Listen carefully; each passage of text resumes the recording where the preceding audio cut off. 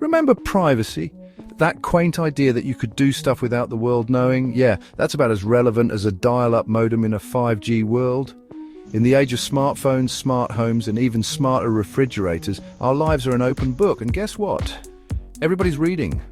Think about your average day. You check your phone before getting out of bed, Facebook, Instagram, the news, all tracking your every click. You commute to work, maybe listen to some Spotify, diligently recorded for future ad targeting. You buy lunch with your credit card, adding another data point to your digital profile. See the trend? By the time you finally collapse on the couch, exhausted, you've generated more data than a NASA mission. And it's not just you.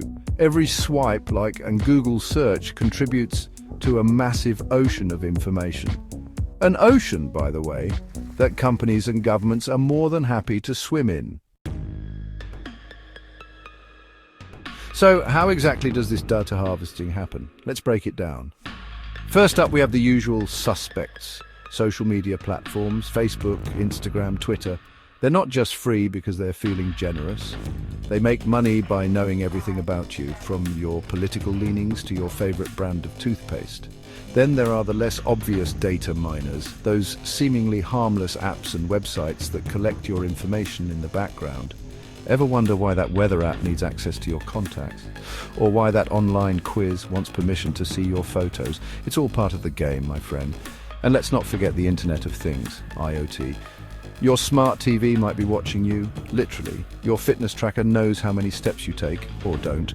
And your smart speaker is always listening for its name, and maybe a few other keywords. It's enough to make you want to unplug everything and live in a cave.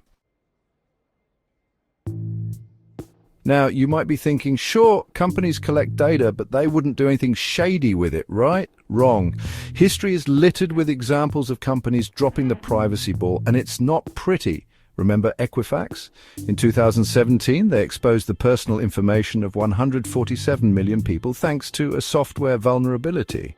Or how about Cambridge Analytica? They harvested data from millions of Facebook users without their consent and used it to target them with political ads, and these are just the tip of the iceberg every other week.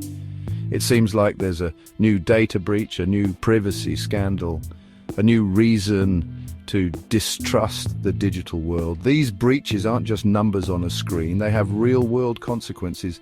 Identity theft, financial fraud, stalking, discrimination, the list goes on. And let's not forget the chilling effect it has on our freedom of speech and thought. When we're constantly being watched and analyzed, it's easy to self-censor and conform, stifling creativity and dissent. So what can we do about it? The bad news is that true privacy in the digital age might be a pipe dream. The good news is that there are steps we can take to reclaim some control over our data. Be mindful of what you share online. Read privacy policies. Yes, I know they're boring, but important.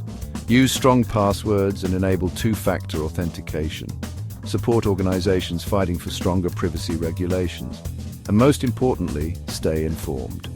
The more we know about how our data is being collected and used, the better equipped we'll be to protect ourselves. Remember, in the digital Wild West, it's up to us to be our own sheriffs.